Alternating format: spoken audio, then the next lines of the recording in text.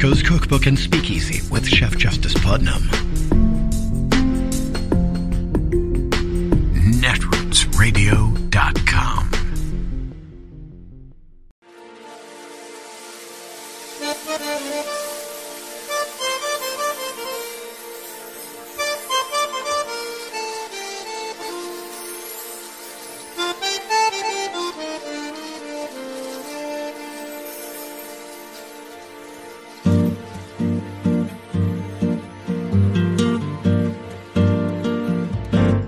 Je voudrais du soleil vert, des dentelles et des théâtres, des photos de bord de mer, dans mon jardin d'hiver.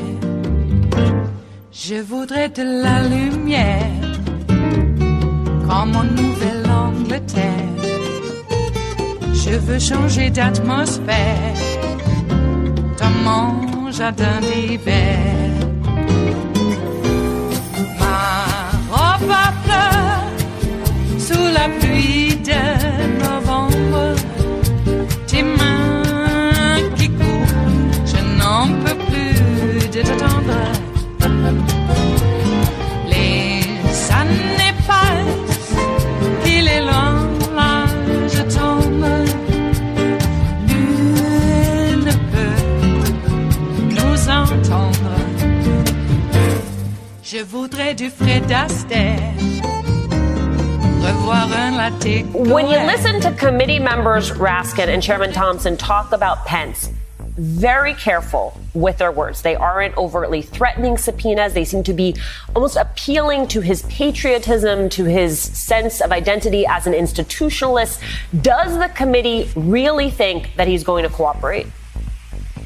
I think so. And I think just based on exactly what you said, how they're kind of coaxing him into it. Like, remember, Mike, we are patriots. You love this country. This is important for you. Don't forget that they threatened to hang you on January 6th. All of those things are ways to hopefully tone down the temperature for him and make it not as tough. I will say, whether he goes voluntarily or not, he is almost as key to this conversation as anyone else, right? Other than Donald Trump, there's no other big kahuna than Mike Pence. He received the most pressure, all of the anger from both Donald Trump and his allies throughout this process, before, during, and after January 6th. So he has a lot of the information to confirm what we've already heard that's been reported, and what, more importantly, the committee has already seen. I will say, though, that it's interesting that since January 6th, Mike Pence has also been a part of the whitewashing crowd, saying that the country should be completely focused on the future, saying that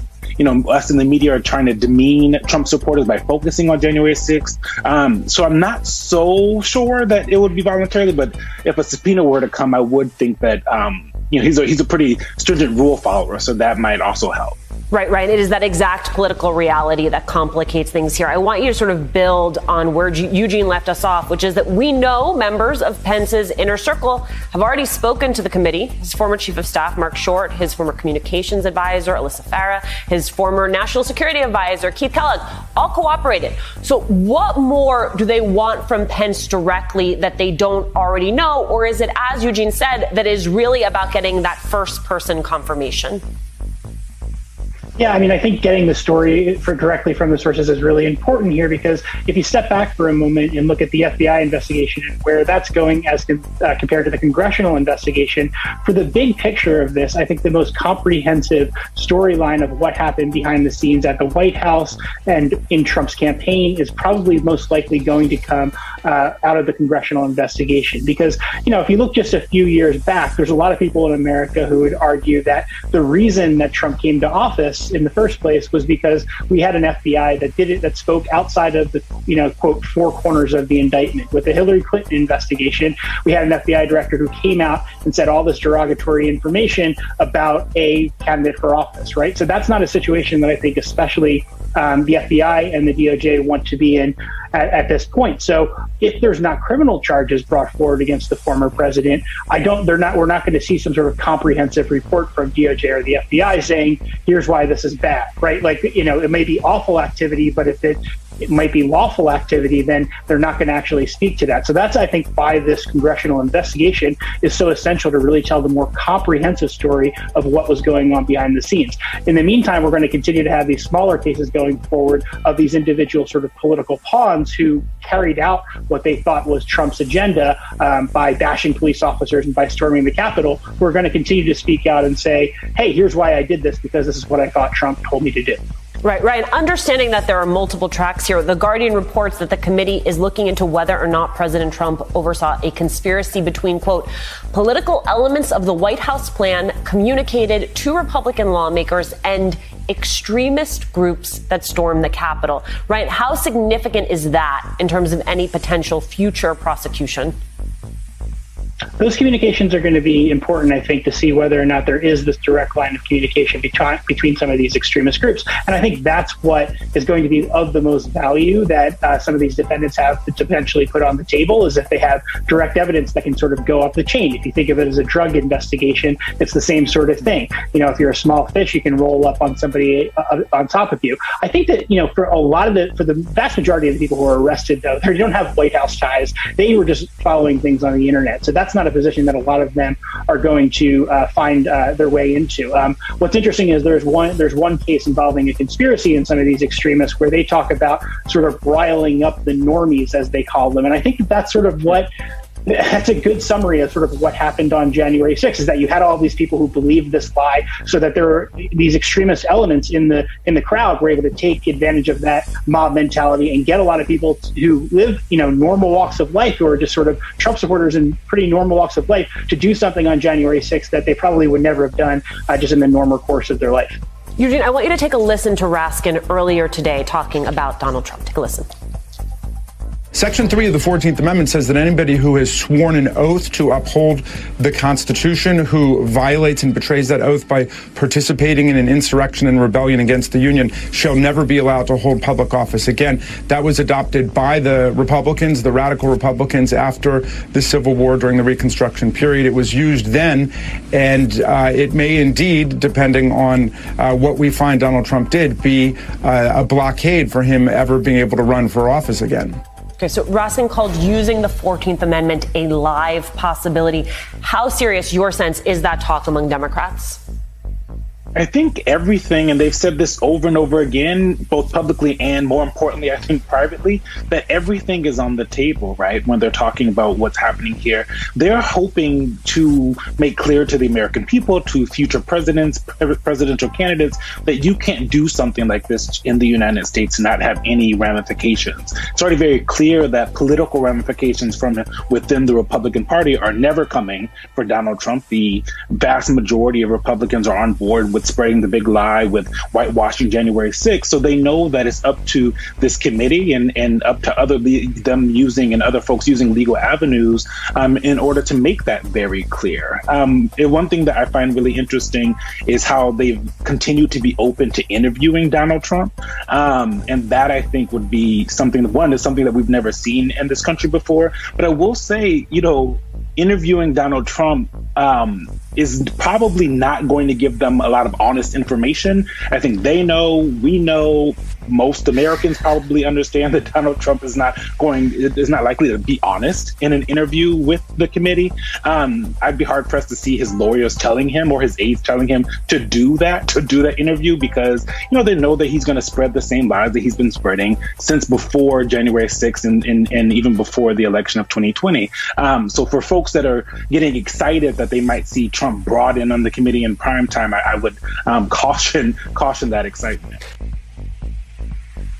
It is Monday, the 10th of January of 2021, and you are in West Coast Cookbook and Speakeasy. I am your chef de cuisine, Justice Putnam. Gunner, the English Bulldog, is our snoozing sous chef, and our daily special is River City Hash Mondays. That's right, because after the weekend, you know what we do. Yes, we repurpose into a gourmet delight. Yes, whatever it is we repurpose, it is a gourmet delight. All right, so we got that out of the way. How are you? How was your weekend? You fretting the days ahead? I don't know. You know, a lot of people say that this supposed right-wing uprising is only in our heads. It's not really happening, except for the fact that it's happening around the world. So, I don't know, maybe there is a mass information psychosis going on, and it happens to be the ones who are Nazis. You know they do project. Oh, I should, I guess, clarify. Some scientists and doctors did take a fairly comprehensive look at the charges made that this idea that we are in a pandemic is a mass information psychosis. That we've been told it, so therefore we believe it to be true, even though it's not. Even though 500,000 people are almost dead. I'm sorry, it's more than that. We're going to be bumping 1 million pretty soon dead from this. And of course they have their explanations for why that number might exist. But then you go into other countries and it's, people are dying right and left too. So give me a break.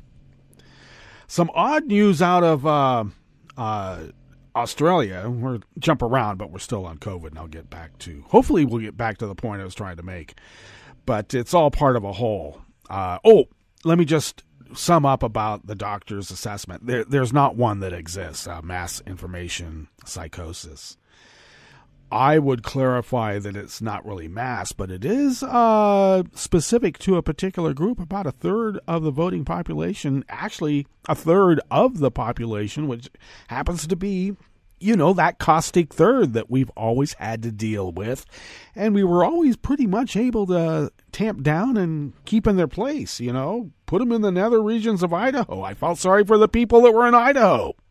I feel sorry for them now that they have to have all these people that we pushed there. Did we push them?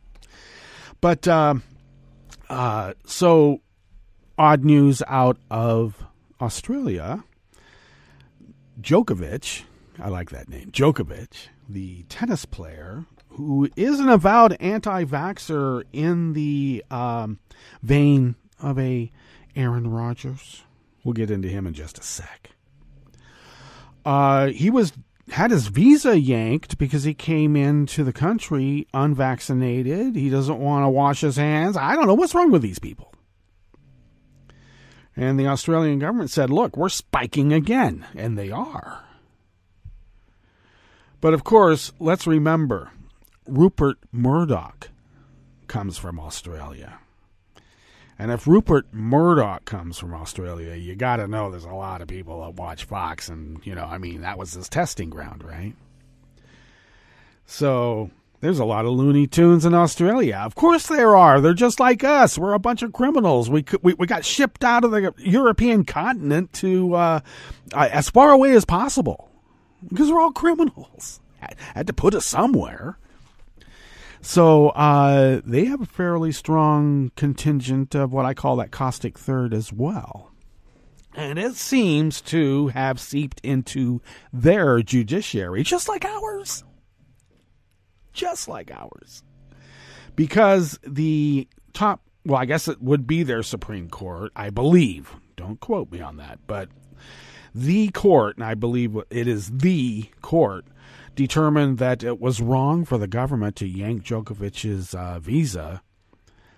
I guess because there's not a pandemic going on? I don't know. What's wrong with these judges?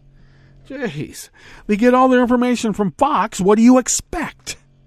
Australian justices on their Supreme Court said, oh no, this guy that is unvaccinated, yeah, let's just let anybody come in. I mean, okay.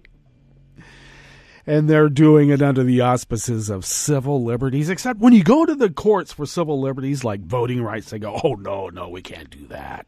No, that would be unfair to the Nazis and the bigots. They've been discriminated against for too long. What? Look, it's not discriminating against them, all right? It's not being prejudiced against Nazis and bigots, because prejudice by its very definition means that you're prejudging. No, when it comes to Nazis and bigots, we post-judge And we've been post-judging for a considerable time because what is the prime directive of these Klingons?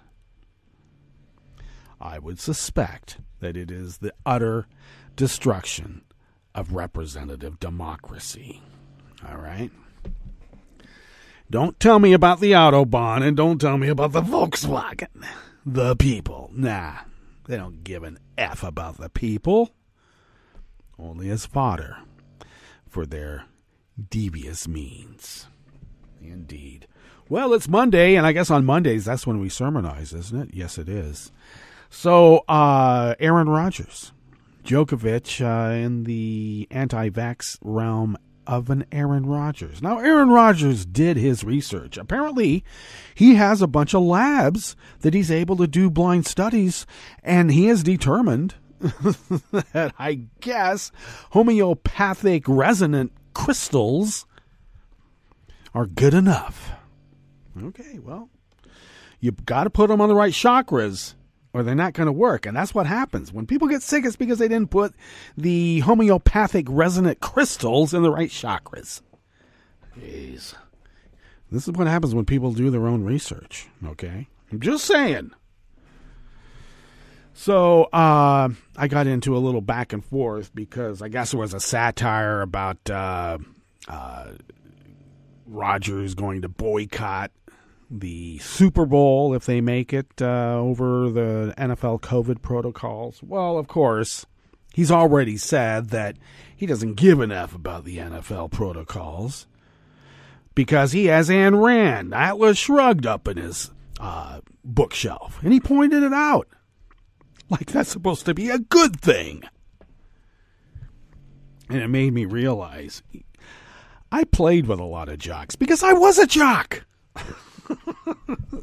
and I got to tell you, Aaron Rodgers was no scholar athlete when he was at UC Berkeley. I lived there. I used to go to the games every Saturday that they were in town. So, yeah, we know about Aaron Rodgers. There's a reason why he won't designate the school that he comes from as UC Berkeley. Instead, he does it for, I think, Redwood Junior College up in the Sierra foothills. It's because, well, you know, he was maybe just a little, I don't know, a little uncaring for his teammates, shall we say? You know, as a little inside baseball, the yacht charter that I was executive chef for feted lots of the UC Berkeley sports teams and the football team in particular. So, yeah, I saw the kid when he was growing up. Now, I'm too busy to get into the gossip and personality conflicts and whatever. I mean, these are all, to me, just a bunch of kids, and, you know, they're good enough to get into UC Berkeley and play ball. Now, don't be fooled that because they're in UC Berkeley that they're obviously, you know, since UC Berkeley's so hard to get into, they got to be good students. That doesn't apply to a jock, okay, especially of that caliber. So, I mean, just remember, Chuck Muncie got into UC Berkeley with a 1.8 grade point average. And because he was black, they made a big deal about that. Well, they don't make a big deal about it, you know, when it's the kid from Redwood Junior College who does his own research. I'm telling you, if you're going to use the homeopathic resonant crystals, you got to put them on the right chakras. Jeez. People think they can just pick up a chakra book and know exactly what's going on. They won't. They'll find out.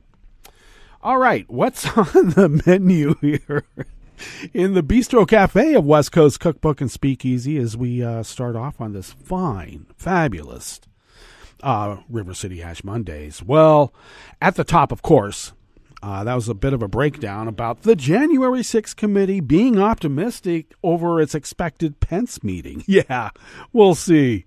It's sort of like Manchin. You know, oh, yeah, I'll agree to a $1.8 trillion package. It's considerably less than what you wanted, but I'll agree to $1.8 trillion. And then right when they think they have a deal, he goes, I'm not backing that, you commie. And he's supposed to be caucusing with us because he's supposed to be one of us. I don't know. It sounds a little weird. But anyway, at least they're used to having the Lucy football pulled on them, because if they're optimistic about Pence in their meeting, and they were optimistic with Manchin, we go through this every time, don't we? Yes, we do. On the rest of the menu, the Navy is adding 2 weeks to boot camp to sharpen focus on character issues. You know, you might not enlist or have people enlist who have character issues to begin with. You know, like the good old days. A federal grand jury indicted a New Orleans judge on tax fraud charges tied to wedding fees. Man, if you're going to do tax fraud, why do you do the bottom feeding part? I mean, come on. And with a rainy day budget bursting at the seams, along with coronavirus cases surging across the state, California Governor Gavin Newsom wants to spend $2.7 billion to battle the pandemic. And everybody says, oh, it's so terrible in California. Yeah, the rainy day fund is bursting at the seams once again. And the state wants to spend it on good things, not decimate the budget and then cause a surplus or cause a overdraft fees on the state like the Republicans do every time they're given a surplus. Yeah, Gavin wants to use it before the Republicans get their greedy hands on it. Good for him. After the break, we move to the chef's table where the UK is still ready to trigger Article 16 in the EU Northern Ireland row over Brexit. Yeah, Brexit is still going on. And despite international sanctions and the top court banning the commemoration, right-wing Bosnian Serbs celebrated the start of the 1992 war with a parade of goose-stepping armed police forces. All that and more on West Coast Cookbook and Speakeasy. Bon appetit.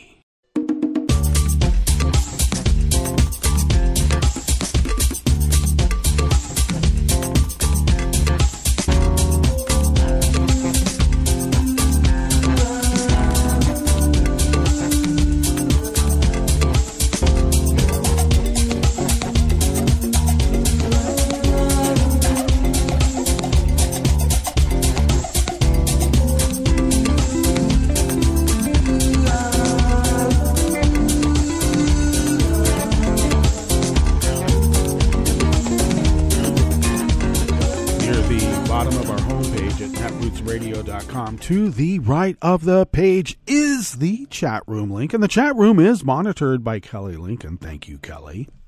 To the left of that chat room link, across the page, to the left, near the bottom of her homepage at netrootsradio.com, here it comes, is the link to our Patreon page. And if you could become a recurring Patreon of Netroots Radio, and if you could afford to send us what you might spend on, say, how about an espresso-type coffee drink?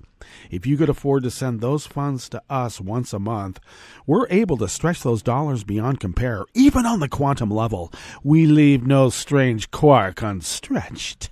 And with that ability, we are then able to pay our bills, continue the continuous upgrading of hardware and software, which then allows us, because primarily if we're paying our bills, fly under the radar, continue this resistance against the hostile takeover of the United States of America by dark forces, domestic and foreign.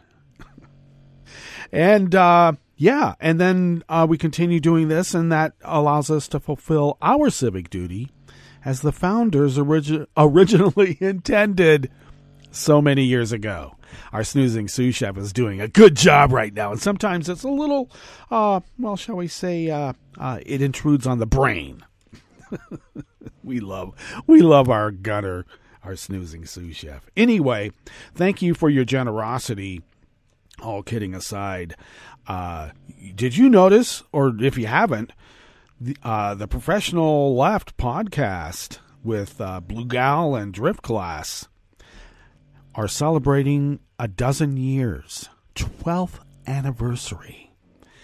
And we're happy to tell you that we're going on our 11th anniversary. And when that happens, we've been carrying Blue Gal and Drift Glass. I'll get it. It's Monday. for all of those 11 years that we've been in existence. So there you go. At least as a 24/7, 365 radio concern. So congratulations to them. But also thank you to those folks out there who have been very generous in sustaining us in our, well, almost 11 years of Resistance Radio. Thank you. If you would like to follow Netroots Radio on Twitter, you can do so at Netroots Radio. Tom takes care of that. Thank you, Tom. I, of course, take care of me because who else would? Well, they could, but hey, I'm an independent right now, aren't I? And you can find me on Twitter, obviously, at Justice Putnam. Now, some more inside baseball for those of you who don't know. I post the show notes and links diary on Daily Co's. You'll know what that is as soon as you see it. And those show notes and links are integral to this little show that we do here that we liken to be a salon. So it's, the ingredients of the show, or as we like to say, it's where the real reportage is. Okay, without all the sauces and accoutrements. There you go. If you would like to follow the show on Twitter, do so at Cookbook West. And please do pick up podcasts by way of Spreaker. Yes, we're back on Spreaker again. Spreaker, Stitcher, iTunes, iHeart, YouTube, iTunes, etc., etc., etc. Also, the deep archive from the shows from way back. At least for West Coast Cookbook and Speakeasy, you can find at the Internet Archive at the Netroots Radio portal, and you'll see the show as it was when it originally began. It was an afterthought. I don't know. I can't remember. But also the other Netroots Radio shows over the years and current. There you go. Check it out. Internet Archive. Links provided. Okay. At the show notes and links diary, at least you can find them there. We'll have to, I guess, update the web page at some point, our homepage, and have those links included because we just got on the Internet Archive and it takes a little bit of time to update that homepage. So there you go. Okay, it's Monday, and why don't we center ourselves and tuck into our curated part of the show, or the salon as we like to call it. And this first offering comes out of the Associated Press by Lolita C. Baldor.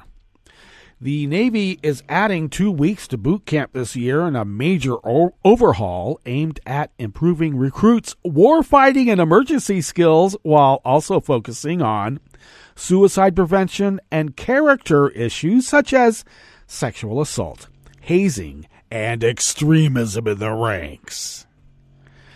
I'm sure the extremists, the sexual assaulters, and the hazers are going to be really upset. You know, the Republican Party. Navy officials said Friday that expanding boot camp to 10 weeks will provide more leadership training and ensure sailors are reporting to their jobs in the fleet better prepared for duty. The changes come as the Navy grapples with a string of shipboard crises in recent years, from deadly fires to disastrous collisions, and the military struggles with spikes in suicides as well as sexual assaults and other bad behavior.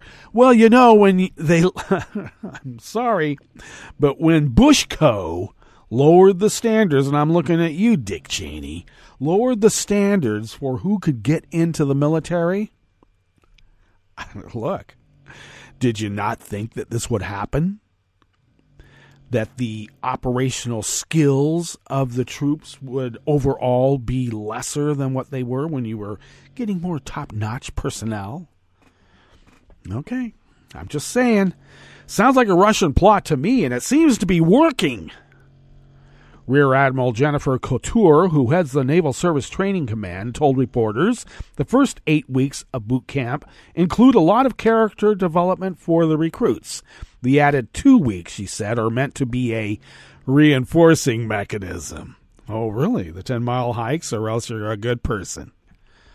We're telling our recruits, here are all the things that we expect you to do, and here's how we expect you to behave and act, she said, adding that it involves treating people with respect and holding peers accountable.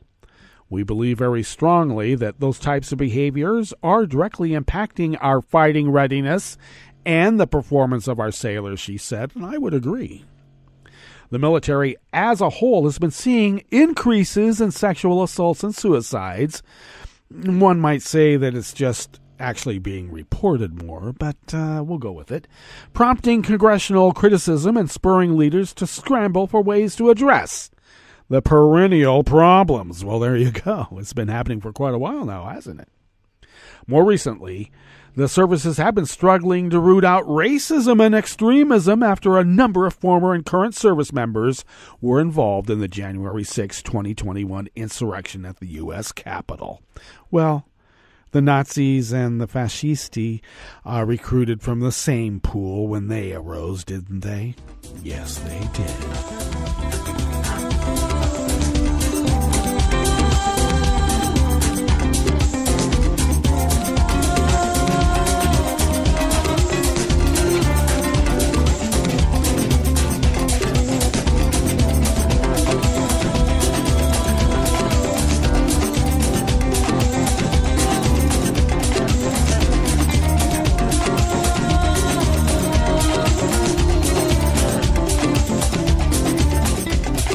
Staff at the Associated Press brings us this next offering here in the Bistro Cafe of West Coast Cookbook and Speakeasy, River City Hash Mondays. A federal grand jury has indicted a New Orleans judge on tax fraud charges. New Orleans Second City Court Judge Ernestine Anderson Trahan was indicted on Friday on 4 federal tax fraud charges for allegedly failing to report income for legal work and officiating weddings. The indictment said she allegedly charged higher officiant fees for marriages conducted outside normal business hours, outside the Algiers courthouse, and on Valentine's Day. Well, it was a special day. The judge did not report all the money she made from those cash payments for the 2013 to 16 tax years, according to the indictment. As a Second City Court judge, Trahan Anderson oversees small claims disputes and evictions in Algiers. Trahan Anderson is set to be arraigned on January 24th. She could not immediately be reached for comment, and it was not known if she has an attorney who could speak on her behalf. If convicted, she faces up to 12 years in prison.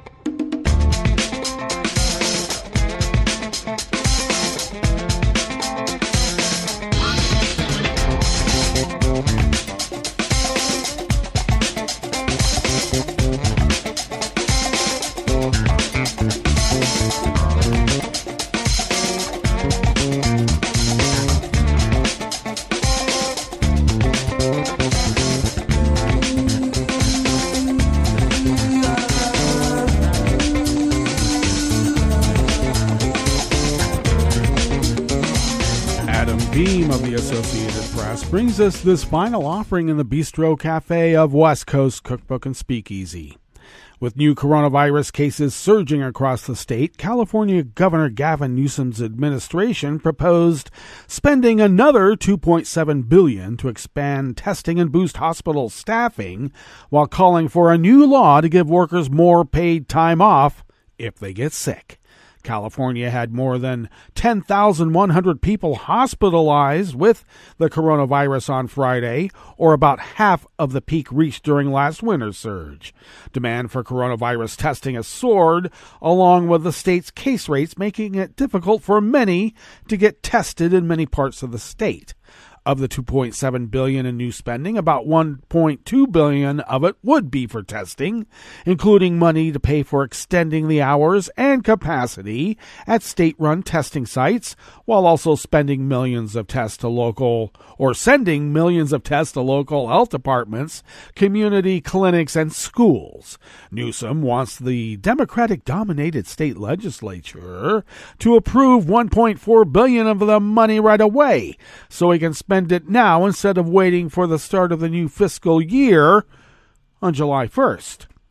The state already has $1.7 billion to spend fighting the pandemic, and money the state legislature approved last summer, but the Newsom administration says they need more money to continue spending at the same level as the Omicron variant continues to spread.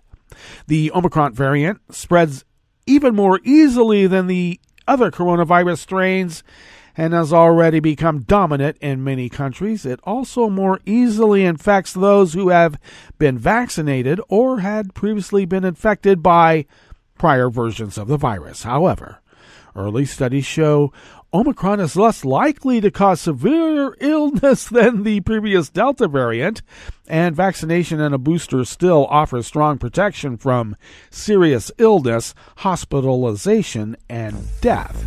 In addition to testing, about $614 million would be for hospital staffing, and $583 million would be for vaccine distribution, which includes a public information campaign the governor's office said would combat misinformation and encourage people to get vaccinated.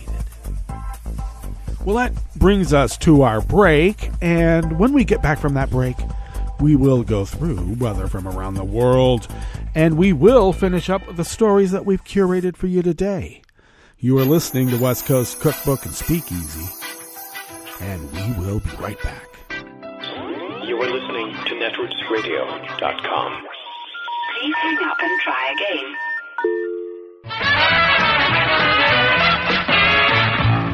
From a point at sea to the circles of your mind, a new force is at work for planetary transformation. New radio for a new Earth.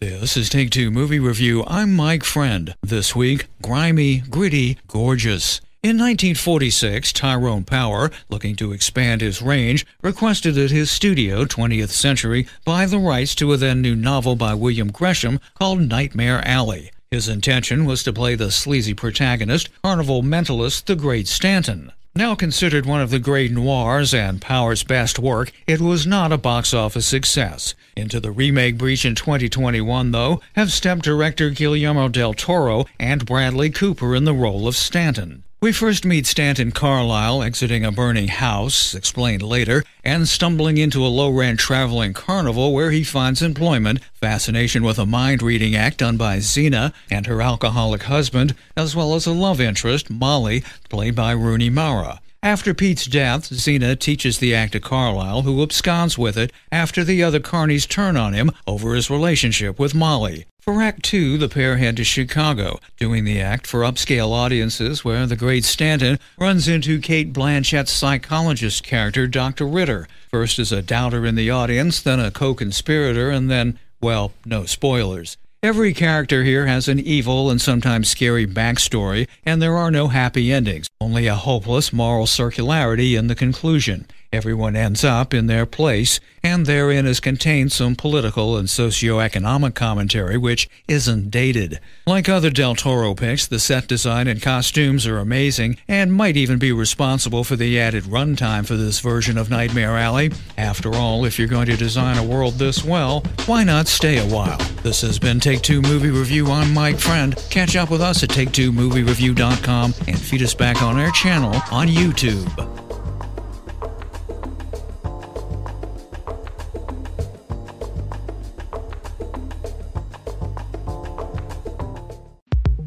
This is Scientific American's 60-Second Science. I'm Christopher Intagliata.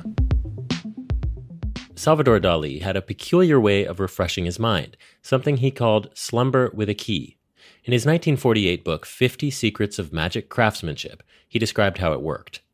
You must seat yourself in a bony armchair, preferably of Spanish style, he wrote. In your left hand, you were to clench a heavy key suspended above a plate. Then, he continued, you will have merely to let yourself be progressively invaded by a serene afternoon sleep, like the spiritual drop of anisette of your soul rising in the cube of sugar of your body. As you drifted off, the key would slip from your fingers and clang on the plate, awakening you.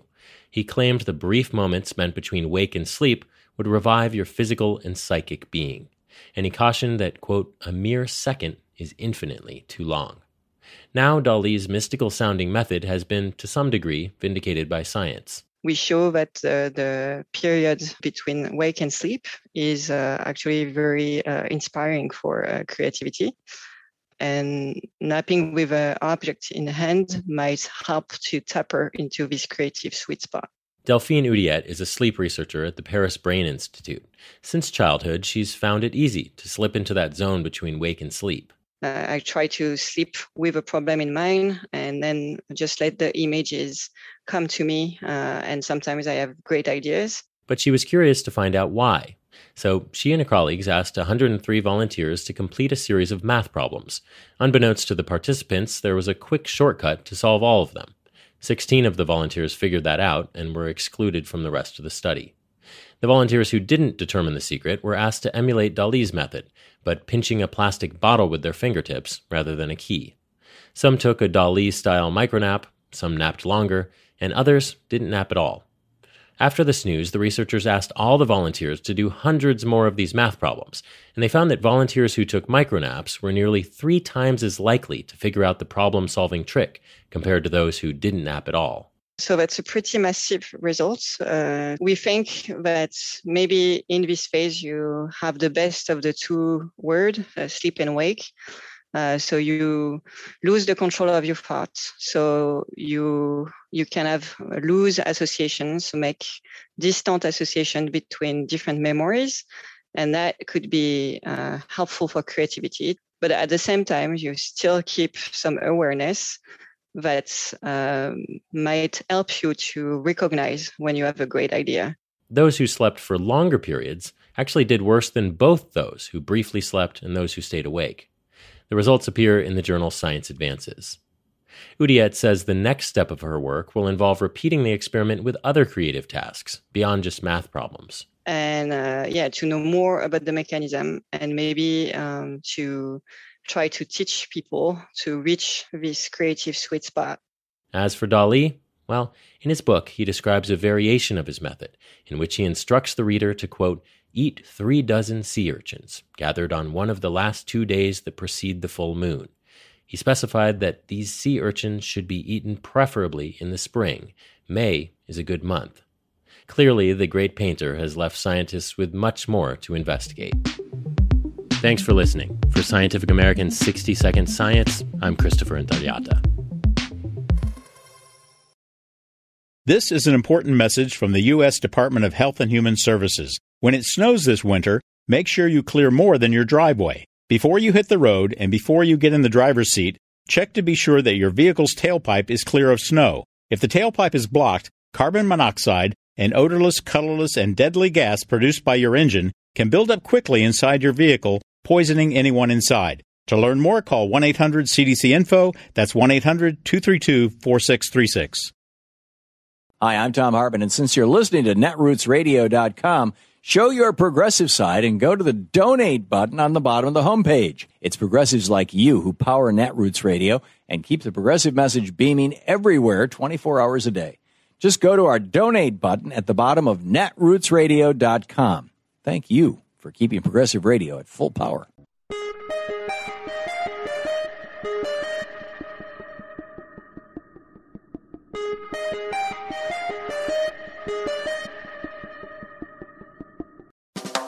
Welcome to 60-Second Civics, the daily podcast of the Center for Civic Education. I'm Mark Gage. Britain increased its control over the American colonies after 1763, following its victory over the French in the 7 Years' War. Parliament increased taxes in the colonies, rankling Americans who were used to managing their own affairs. Edmund Burke urged his fellow parliamentarians to revert to your old principles, seek peace and ensure it, leave America, if she has taxable matter in her, to tax herself. But Britain instead sought to exercise ever greater control over the colonies. One example is the Proclamation of 1763. It forbade the colonists from settling Native American lands west of the Appalachians. The purpose of the proclamation was to reduce the possibility of war between the colonists and the tribes, thereby reducing the costs of defending the colonies. However, there was increased pressure by the colonists to expand westward in search of new habitable land, and they were upset that Britain would seek to limit their ability to do so. That's all for today's podcast. The show's theme song is Complacent by Cheryl B. Engelhart. You can find Cheryl online at cbemusic.com. 60 Second Civics, where civic education only takes a minute.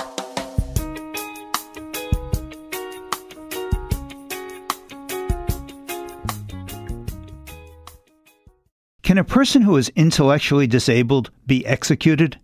I'm Bill Newman, and this is the Civil Liberties Minute. Theoretically, no, because the Supreme Court in 2002 held that the Eighth Amendment prohibition against cruel and unusual punishment forbids the government from executing people who are intellectually disabled. But there's what the law says, and then what the law does.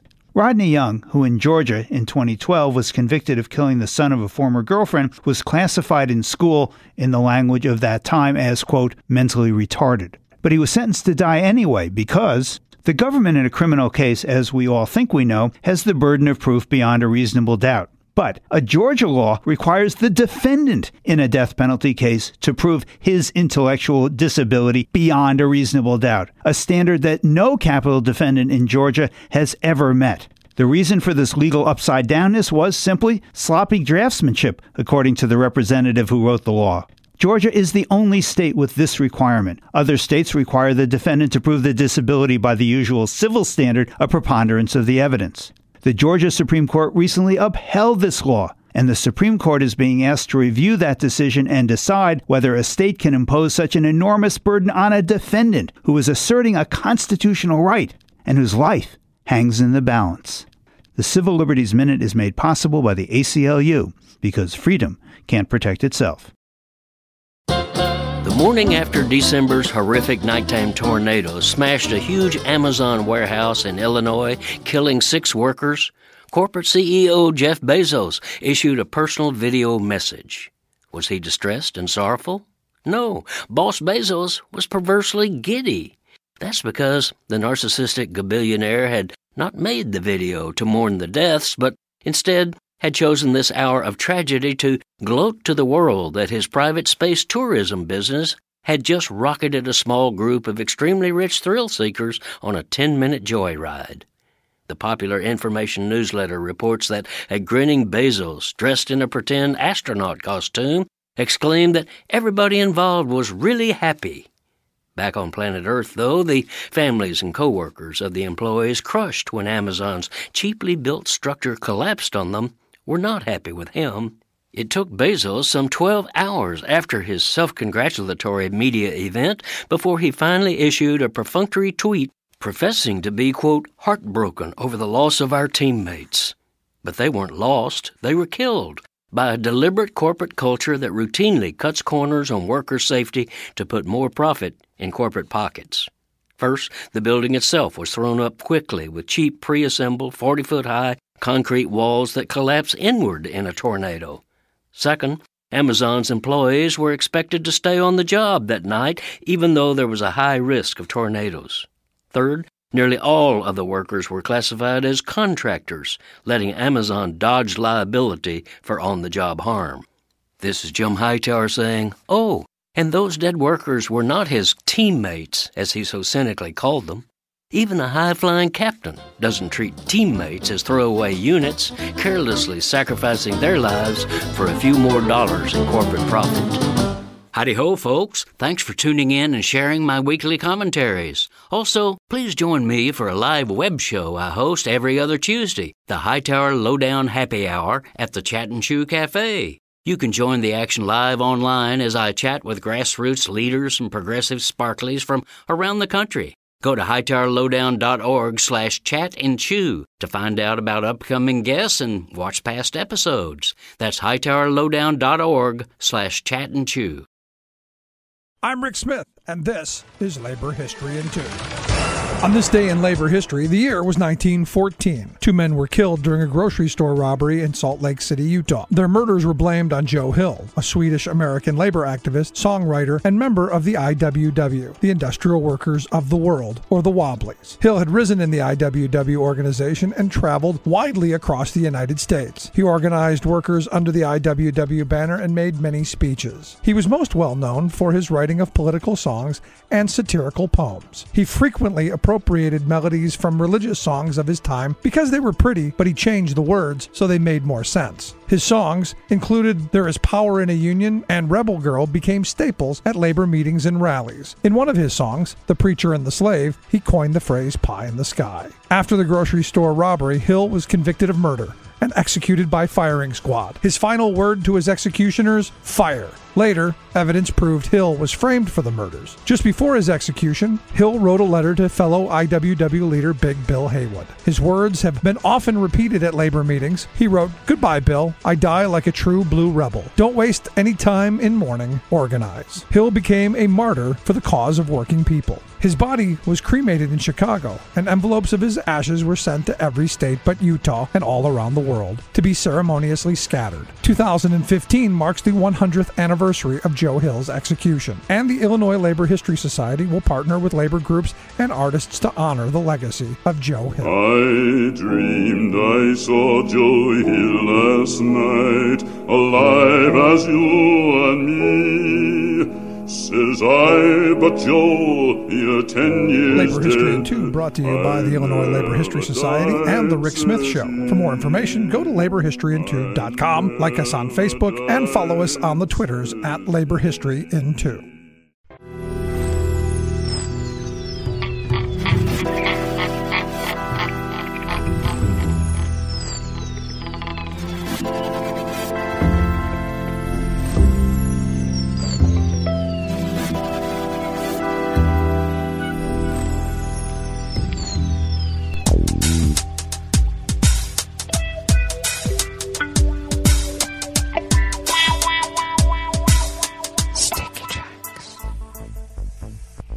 Thank you for accompanying us here to the chef's table at West Coast Cookbook and Speakeasy, River City Hash Mondays. We always begin weather from around the world along the banks of the Rogue River in the Rogue River Valley of Southern Oregon on the west coast of the continental United States of America, where it is currently 37 degrees Fahrenheit, expecting a high of in the low 50s, cloudy with light rain this morning, then becoming partly cloudy later. Winds will be light and variable, and expecting something over 1/10 of an inch. So not much, but any is better than none, as I like to say. I don't know about we, but I like to say so. Cloudy skies tonight with lows in the mid to upper 30s, winds light and variable, and highs tomorrow with cloudy skies in the low 50s, winds remaining light and variable. Confirmed cases of coronavirus and deceased confirmed remain the same as on Friday at 283,041 confirmed cases of infections with 399 deceased. We will be getting updated totals for the weekend, probably tomorrow late after the show. Maybe we'll get it for the show. The pollen levels are rated as none here at Rogue River proper. The air quality index for the region is good at 28 parts per million, and the daytime UV index is low at level 1. Barometric pressure is holding steady at 30.45 inches. Visibility is at 8 miles, and relative humidity is at 99%. Weather from around the world is brought to you by a crowd of crowdsourced weather stations that a crowd crowdsources from around the world. London is 47 and partly cloudy. Paris is 39 degrees and cloudy. Rome is 48 and sunny.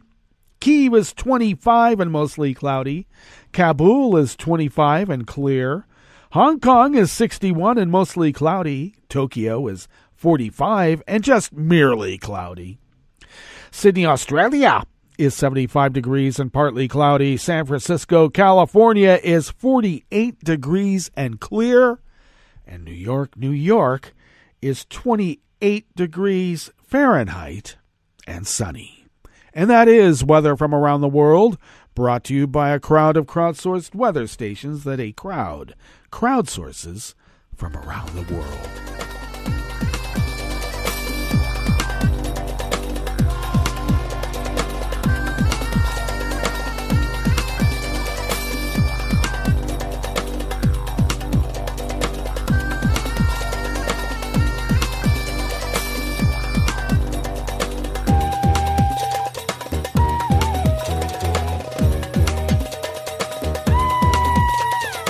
Staff at Reuters brings us this first amuse-bouche here at the chef's table at West Coast Cookbook and Speakeasy.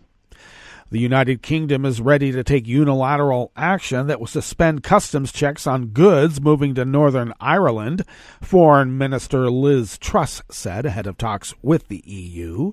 Truss is due to hold talks with the EU Vice President this week to resolve disagreements over post-Brexit trade agreements for Northern Ireland, part of the United Kingdom, which shares a land border with EU member Ireland. To avoid potentially or politically contentious border checks between Ireland and Northern Ireland, Britain and the EU agreed Northern Ireland would effectively remain within the EU's customs union for goods, with checks taking place on goods moving between mainland Britain and Northern Ireland instead. However, there has been friction about how this applies in practice, especially for goods intended to remain within Northern Ireland, as well as the arbitration role of the EU's European Court of Justice. The European Union's ambassador to the United Kingdom said the bloc was not too impressed with the British stance on Article 16, which allows either side to unilaterally decide to stop implementing parts of the protocol governing trade with Northern Ireland if there are substantial practical problems or trade diversion. We heard this before from the government, so we are not surprised.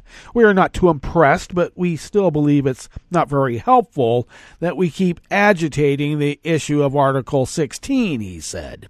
I think what we should focus on, at least that's where we are focused on, is trying to find solutions. Well, that's like what a politician would say. Truss replaced David Frost as Britain's main Brexit negotiator in December, who often raised the prospect of invoking Article 16 if talks stalled.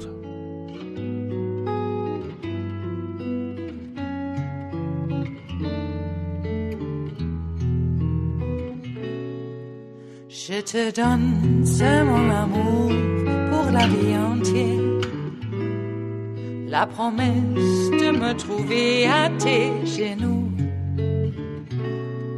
Aussitôt que tu m'appelles, rester toujours fidèle, c'est tout, c'est tout. Je te donne tous mes printemps, mes étés de mer, mes automnes quand les feuilles tombent partout. Si ce n'est pas une bonne affaire, je te donne tous mes hivers. And even more anonymous staff bring us this final amuse-bouche here at the chef's table at West Coast Cookbook and Speakeasy. Bosnian Serbs held public celebrations to mark their autonomous Serb Republic's national holiday, with armed police forces parading on Sunday yesterday, defying a top court's ban of the commemoration and U.S. sanctions slapped this week on their leader, Milorad Dodik. January 9 marks the date in 1992 when Bosnian Serbs declared independence, triggering a war in which 100,000 were killed at least. It also coincides with Serbian Orthodox Christian holidays. It was This religious component that led Bosnia's constitutional court to declare the holiday illegal as it discriminated against the region's Catholic Croat and Muslim Bosniak communities. Taking part in the parade were more than 800 armed police officers, including members of anti-terrorist units, gendarmerie, and cavalry, who marched alongside students, war veterans, and athletes through the streets of the region's largest city, Banja Luka. Well, that brings us to the end of our broadcast period for the day. But you do know Netroots Radio broadcasts on, and we will meet up tomorrow for Tarrytown Chowder Tuesdays. So do stay tuned to Netroots Radio all day and all night for all the breaking news as it breaks. And we'll meet up here tomorrow, right here, in West Coast Cookbook and Speakeasy. Bon appetit.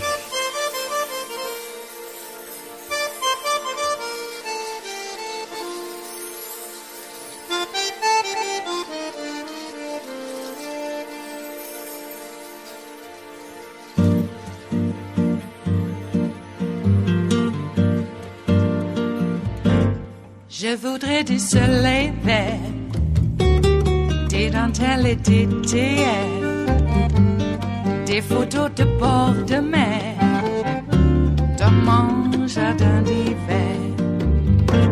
Je voudrais de la lumière, comme en Nouvelle-Angleterre. Je veux changer d'atmosphère, dans mon jardin d'hiver. Robe à fleurs, sous la pluie de novembre, tes mains qui courent, je n'en peux plus de t'attendre. Les années passent, qu'il est loin, là je tombe. Nul ne peut nous entendre. Je voudrais du Fred Astaire, revoir un latte Goël. Je voudrais toujours te plaire dans mon jardin d'hiver. Je veux déjeuner par terre, comme au long de golfe clair, t'embrasser les yeux ouverts dans mon jardin d'hiver.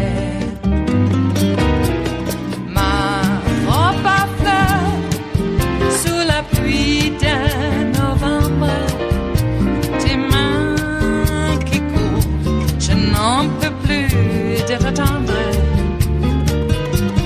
Les années passent, il est loin, là je tombe. Nul ne peut nous entendre. Ba-da-da-dum-di-da-dum. Ba-da-da-dum-di-da-dum. Ba-da-da-dum-di-da-dum. Dans mon jardin d'hiver. Ba-da-da-dum-di-da-dum. Ba-da-da-dum-di-da-dum. Ba-da-da-dum-di-da-dum. Dans mon jardin d'hiver. Dans mon jardin d'hiver. Dans mon jardin d'hiver.